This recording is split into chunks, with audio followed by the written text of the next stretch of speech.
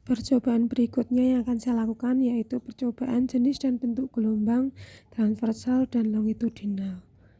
Gelombang adalah serangkaian getaran yang merambat dari satu titik ke titik yang lain. Gelombang membawa energi tanpa memindahkan materi. Jenis gelombang ada dua, yaitu satu gelombang transversal, yang kedua adalah gelombang longitudinal.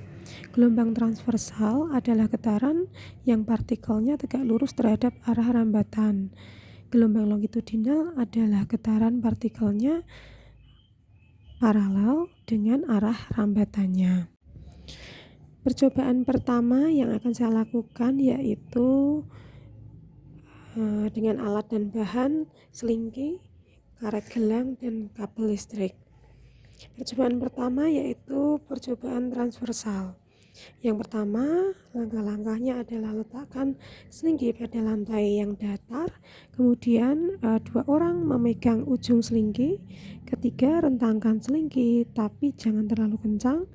Yang keempat adalah salah satu orang menggerakkan ujung selingki ke kanan dan ke kiri dengan cepat secara berulang. Yang kelima, saat selingki digerakkan ke kanan dan ke kiri, tampak gelombang merambat sepanjang selingki dari satu ujung ke ujung lainnya. Yang keenam, selingki bergerak tegak lurus terhadap arah rambat membentuk pola puncak dan lembah. Maka kesimpulan yang saya dapat adalah gelombang transversal merupakan getaran yang partikelnya tegak lurus terhadap arah rambatan, dengan contoh gelombang pada tali, gelombang pada air, dan gelombang pada cahaya. Percobaan kedua yaitu gelombang transversal dengan penanda karet gelang. Langkah-langkahnya adalah rentangkan selingki pada lantai, lalu 2 orang memegang kedua ujung selingki. Kemudian letakkan karet gelang di bagian tengah selingki sebagai penanda satu titik pada pegas. Yang ketiga, salah satu orang menggerakkan ujung selingki ke kanan dan ke kiri dengan cepat secara berulang. Perhatikan karet gelang. Karet gelang bergerak ke kanan dan ke kiri mengikuti arah getaran, tapi tidak berpindah tempat secara keseluruhan. Yang keempat, lihat gelombang merambat pada selingki dari satu ujung ke ujung lainnya. Kesimpulan yang saya dapat dari percobaan 2 adalah gelombang transversal mempunyai arah getar, yaitu pada gerak karet gelang, tegak lurus terhadap arah rambat gelombang. Percobaan ketiga yaitu dengan langkah-langkah satu kabel listrik direntangkan di atas lantai, pegang kedua ujung kabel.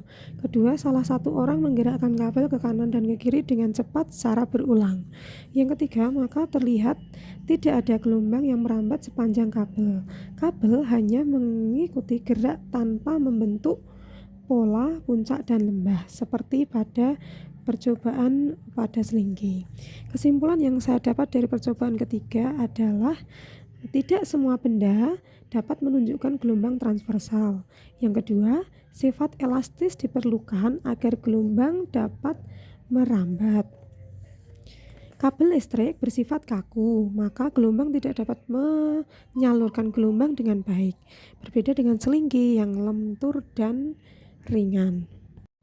Percobaan keempat yaitu kabel listrik akan diberi karet gelang di tengahnya. Dengan langkah-langkah yang pertama adalah rentangkan kabel listrik pada lantai, letakkan karet gelang di tengah sebagai penanda satu titik. Yang kedua adalah salah satu orang menggerakkan ujung kabel ke kanan dan ke kiri dengan cepat beberapa kali.